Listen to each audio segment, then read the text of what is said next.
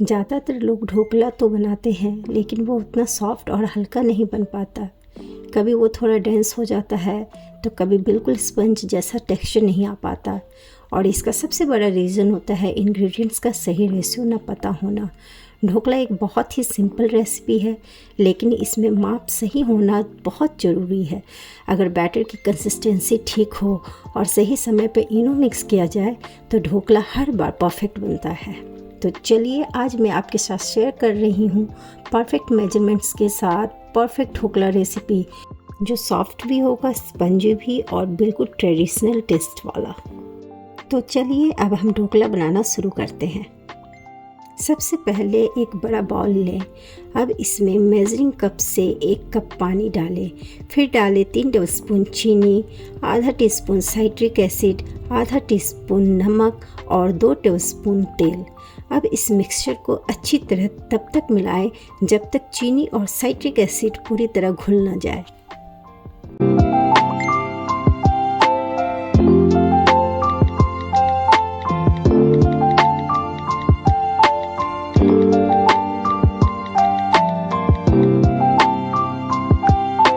अब उसी measuring cup से हम 2 कप बेसन लेंगे।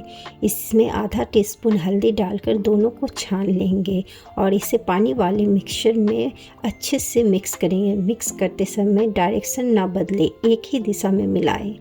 जब बैटर स्मूथ और लम्प फ्री हो जाए तो इसे लगभग 10 मिनट के लिए हम रेस्ट होने देंगे। यहाँ ध्यान रखने वाली बात यह है कि बेसन बारीक होनी चाहिए। इससे ढोकला का टेक्सचर बेहद सॉफ्ट और स्पंजी बनता है।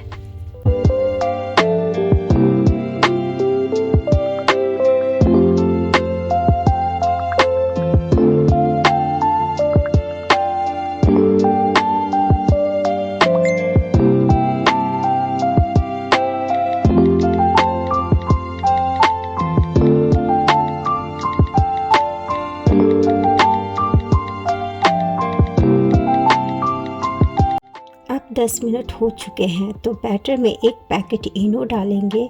इसे एक्टिवेट करने के लिए 1 टीस्पून विनेगर डालें और तुरंत बैटर को हल्के हाथों से मिक्स करें। ध्यान रहे कि इस स्टेप के बाद बैटर को ज़्यादा देर तक नहीं रखना है। जब बैटर रेस्ट हो रहा था उसी समय मैंने स्टीमर गैस पर गर्म होने के लिए रख दिया था। अब क्योंकि हमने बैटर में इनो मिला दिया है तो स्टीमर का पहले से रेडी होना बहुत ज़रूरी है। इनो मिलाने के बाद बैटर को ज़्यादा देर तक नहीं रखना चाहिए। जितनी जल्दी हो सके उतनी जल्दी इसे स्टीमर में डाल देना चाहिए। यही स्टेप ढोकला को परफेक्ट और स्पंजी बनाने में सबसे ज़्यादा इम्पॉर्टेंट है। इनो मिलाने के बाद जिस बर्तन में ढोकला स्टीम करना है उसे अच्छी तरह ऑयल से ग्रीस कर लें। मैंने यहाँ केक टिन का इस्तेमाल किया है लेकिन आप कोई भी डीप स्टील का प्लेट या मोल्ड ले सकते हैं।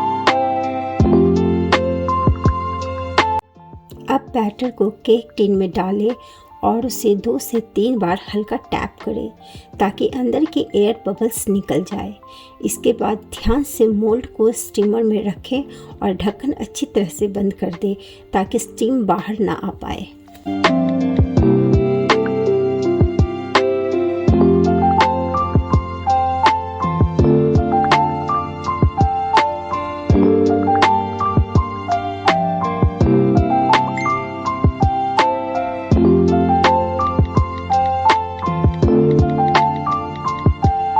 स्टीमिंग के बाद कुछ बातों का ध्यान रखना बहुत ज़रूरी है, जैसे कि गैस की आंच मीडियम होनी चाहिए।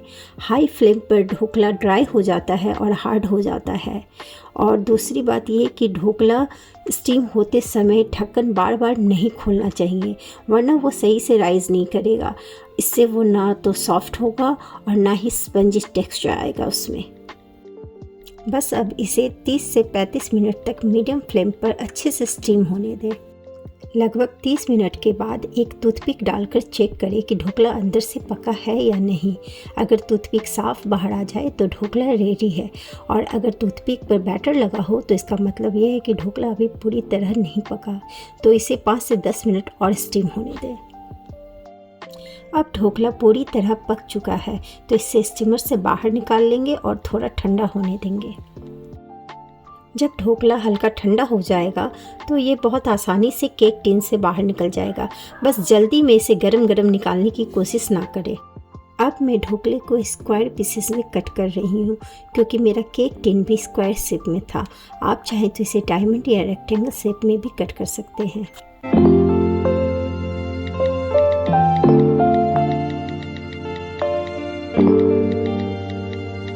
अब ढोकला के लिए हम तड़का तैयार करेंगे। एक सॉस पैन में थोड़ा सा ऑयल गर्म करें, फिर उसमें सरसों के दाने डालें और उन्हें चटकने दें। जब सरसों पूरी तरह चटक जाए तब उसमें कड़ी पत्ता और लंबाई में कटी हुई हरी मिर्च डालें।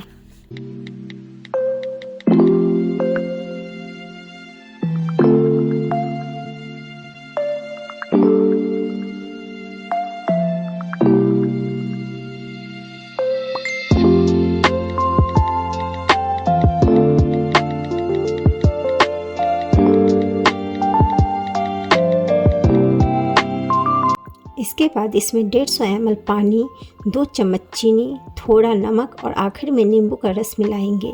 ये तड़का ढोकले को स्वादिष्ट और मॉइस्ट बनाता है।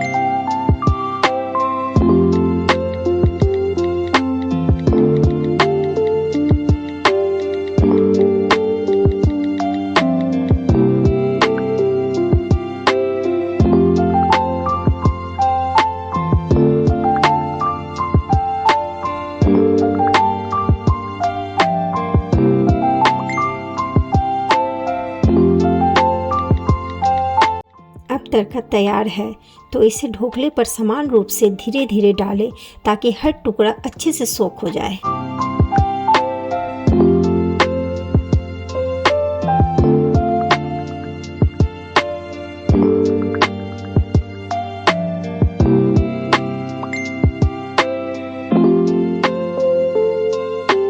और ये देखिए कितना जालीदार, सॉफ्ट और स्पंजी ढोकला तैयार हुआ है, बिल्कुल परफेक्ट टेक्सचर और परफेक्ट टेस्ट के साथ।